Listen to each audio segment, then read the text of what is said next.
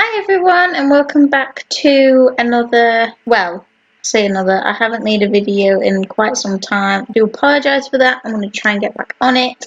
It's hard when you try and get full-time hours to keep a roof over your head, as I have recently just moved out, so hence why I've not been doing many videos. With the virus as well, there's been a lot going on with obviously the virus and the moving.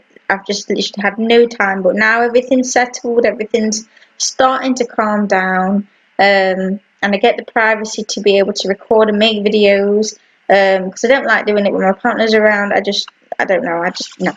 Anyway, so today we are going to be discussing, or I'm going to be telling you a method of controlling your animals' breeding, so like managing like the order, so that some people overbreed the animals and they don't know what to do and they've got too many in trade. I have too many in trade, I'm slowly getting there. And also how to get some more albinos if you have one. And rather than go through all of the animals, I'm just going to go through with what I have, and then like if there's an animal that isn't in this category, then by all means please leave a comment and I will discuss what method I would use. So let's start with the tapir.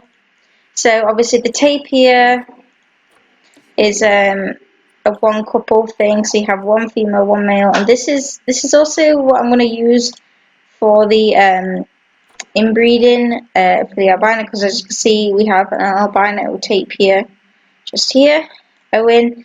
He has 3 sons, and what I'm waiting to do is I'm waiting to breed Zoe and Owen for a female. They've all had boys at the minute.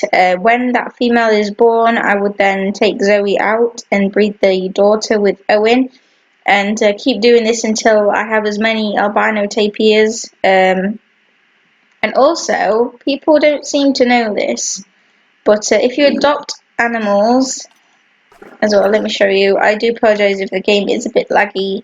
I do apologise about that, but there's nothing I can do until I get a proper gaming PC, which won't be for a long time. So, say if we wanted to adopt an animal, try avoid the money ones, because this will not work. And you want, let's use the P files for example. See any of these with a little person on? That means that they are from a player and not from like a game. So let me try and find one where there's like no game. Normally if there's like a little icon, which I'm not going to be able to find one. Let's try the aardvark. Is there any in here? No. Buffalo. Basically, if there's not a little person here, then that means that they're from the PC. And what I try to do is I try to adopt all of them that I can that have this little person on, because that means that they are from another user. And also, it is extremely important to check the animal's genes, because even though you have a common, it might inherit the albino gene. Obviously, with this one, she doesn't, but with this one, he's a full purebred albino. And like with the giraffes, for example, have albinos. So it's very important to check the genealogy. And also I have codes as well. So what I mean by this is, hang on, let me get my animals up. I have little codes for everything. There we go. So you see how like these 3, like Fizz, Caden and Andrex, they have little minuses next to their names. That means that I'm not going to keep them. A positive means that I'm keeping them for breeding. And then Chip here, so this little baby, if it is him, if this is Chip, right, this is, I would advise using this. It is very, very helpful, and it helps you keep track of who carries the gene. So a star next to their name, or a hashtag next to their name, means that he carries the albino gene, which could be very, very helpful. And but before, I used to put 2 stars, which mean that they carry the gene, or I'd put a star next to 1 star. I would put 1 star, which means I'd keep them, but I'd change that And now I just put a star next to their name, which means that even though they are a common, they are a rare carrier. And also the tapirs are very easy to manage. I just breed. At the minute I'm breeding until these pair die, and then from the babies, and I do this with pretty much all of them. Whatever I'm not keeping I will trade, but whatever's left I will breed, and that way it just keeps it from inbreeding and where the tapirs. So like with the males, I think I have another 3 females in here from a different zoo. Yeah, so I've got these girls that well, she's from a different zoo. This one I adopted. So then I'll breed these 2 with one of the males that carry the gene. Chip, I'm obviously going to trade because I have Ian as well. And then we've also got the little boy. Can't remember what, Xander, that's what I called him. Right, so that's that. The capuchins, I don't know. I struggle a bit with the monkeys, maintaining them. But what I have been doing, and I'll try and explain this the best that I can. Oh, well, I'm not upgrading. Oh no, I can have some more capuchin babies. With the capuchins, and normally, because there's no hierarchy, there's no alpha or anything, what I've been doing is obviously keeping an eye. So say like, let's use Tango for an example here. Oh no, Tango's not had a baby. Who's had a baby? Have you had a baby? Beth had a baby? Yeah, so Beth's had a baby. She's had a boy. So then when that boy is older, I would either trade him or turn off the, put him on contraceptives. And basically just trying to stop inbreeding. The way to, or I would do what I've been doing with the lemurs, and whatever girls are born, put in trade. And obviously if you keep the boys, probably keep them in trade, or put either the mother or the son on contraceptives just to stop inbreeding. Unless you want albinos, then go ahead and inbreed. But the capuchins and like lemurs and anything without an alpha but live in multiple groups, like giraffes, kind of hard to maintain. Giraffes not so much because they have a maximum of 4 males. Let's see what else. Springbok has an alpha. So what I've been doing in this case is I have 2 albinos.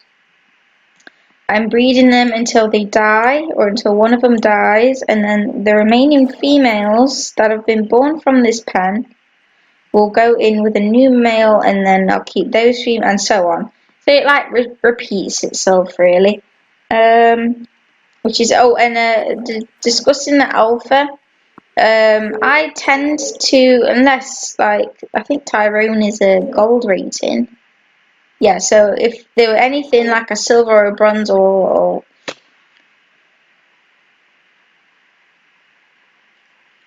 for anything lower than a gold, I would normally trade him because his stats are pretty good. But if it was another gold, I'd let him fight for alpha, and then if he say if the challenger lost, I would trade or release him. If he had lost, I would put him in trade as he's half lived his life, and I'd probably use him to put with other females. Okay, so next we'll go on to, let's see what's next. Pronghorn. Pronghorn goes the same with the Springbok, lions. Oh, I have one lion. Lions and tigers and bears. Oh my. No, lions, so anything like has, and this pretty much goes for bears, dogs, or probably not dogs because they have an alpha, female and male, so probably just like big cats and bears is probably go for. So what I have been doing, although it's left me to my last lioness, I do have 3 other females in the trade, but have no males, unfortunately. So yeah, so say like if now it depends, it's up to you which way you want to do it. There's kind of different ways. So say like so I don't know, a lion had 3 cubs, for example, and they were all girls. You could choose the one with the highest rating, or same for if they're all boys. If they were like 2 whites and 1 gold, or the way around, I'd choose the odd colour. So if there were 2 white lions and 1 golden lion, I'd choose the golden lion. Or you could choose, if there were 2 boys and a girl, you'd pick the girl and keep that one, and try and repeat this process if you want to keep your animals. Like, you don't want them to be sort of not extinct, but you know, you don't, like with the lion situation, I have no more males. I can't breed, I can't adopt any more males because I have not got the room, so I'm going to have to trade all my females, just that. So it's up to you really how you want to do it, but there's 3 methods. You could either do it by rating, by gender, or by colour, and pick the best one that suits you, or the one with the best stats. It's really your choice, but those are the 3 methods I use. Same with the Siberian, and I think I have cubs in here. So yeah, so I have a girl and a boy. It's normally, I think I have a female tiger in trade waiting for a male when Keegan and Victoria have died. So in this situation I have a male and female, so obviously I picked the male, and also the male is high rating, but I picked the male because I need a male, and these are now elderly. So in Naomi, I don't know if I've spelled this right, so do ignore my spelling. So when Naomi is adult, I will release it to the wild. I don't really tend to trade lions and tigers because they don't really tend to go, providing they are more money. And I don't adjust the CC amount. I just put it on what it is expected. Let's see if there's anything else that's got a different method. But later, lemurs, like I said, I've been, because there's only 1 male, but he's not an alpha, whatever girls he has, because I have multiple males that are not from this troop, I've just been trading his daughters, and for trading off the ones with low fertility, because obviously the higher the fertility, the more chance you're in with twins with these guys.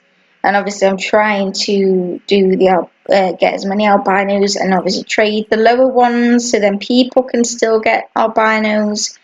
Let's see, jaguars, that same method applies with the lions and the tigers. Now giraffes and zebras, the zebra would apply with the same method as the springbok and the pronghorn. The giraffes, I've been doing a similar method, what I explained or tried best to explain with, what did I explain? With the capuchins. So obviously you're allowed 4 males in a group, but now my group is getting thingy, and I've obviously put the males that have existing females in the group. So until they've had offspring, and there is no risk of inbreeding unless I want them to, but I don't want them to because I have fairly a few or 3 albino giraffe, then I would trade them. Unless they started fighting, then I would trade or release the ones that are on contraception. But it seems to be managing quite well. Normally when the giraffes have grown up, I would check, so let's use a youngster for an example. So try and breed all of them, and I don't really want them to breed out just soon, so let's use Neptune as an example. So when he's older, let's see who's his dad, Roger and Bella. So you'd probably have to be on contraceptives because Bella's still in the group, and he also has a sister. Unless he grown up first, then well, I'm not really sure. No, I would put him on contraceptive until they started fighting or whatever, for whatever reason. It's best just to contracept animals, unless you want to trade them, unless, you know, people have different methods. and I'm trying my best to explain methods to help people the best I can if they struggle, because I know I struggled, and I thought, oh, I wonder if I did a video as like a guide sort of thing. So the crocodiles, these are quite easy to manage because I think they only have up to 2 babies. And Arnold is not related to any of these babies. Stephen, I can't remember the female. Oh no, these were 2 youngsters, but I had 2 albinos. I had to release them as part of a challenge. So when Wanda and Jodie grow up, I know it says minus, but then I adopted another male. So Ryan will be traded or released, and then Jodie and Wanda will be I don't know, it says actually that you have to have a male and female, just one. But I've had multiple females in with a male and they've been fine, so I'd keep them until the offspring, and then I'd probably go from there and just manage the offspring like you would with the tigers. But I think these only have 2 babies, which is a bit more manageable, so you're not like overwhelmed with them all. So let's just double check. Oh no, they have up to 4 babies, but it's still manageable because the gharials have, or they breed like rabbits. Oh yeah, and also once you have babies, except like with the tortoises, these guys, the what they're called, Nile monitors. If you don't put them on contraceptive, they will rapidly breed, and then you're just going to be overrun with babies. So if an adult has had a baby, I would put them on contraceptive until those babies have grown up, or trade the adults and do whatever to the babies when they're older. And I think there's just some apes, but I don't really have any apes. I don't think. What do I have in here? I know I have 1 orangutan. Yep, I have Willow and Maximus. Okay, so these guys would apply with this is going to be strange, but with the like the Nylas, how do you pronounce that? The Springbok, because there's 1 alpha, and you just follow that method. So what I'd do is I'd storage all the good females, so like gold rated trade anything with a lower fertility or anything red. Just do it that way. Now the wild dog, I really struggled because obviously there's an alpha pair, and by the time that alpha pair has got old, whoever else is in the pack is also getting old, and then it doesn't give them really a chance to breed. So what I've got here is I've got Fizz, Francis, and Savannah, but I have I have a bunch of males in the trade centre. So I know I put minus, but I thought I had females in the trade centre, and I don't. I only have males, so I'll have to trade Francis and then keep Savannah and Fizz and breed them, so then the wild dogs don't run out.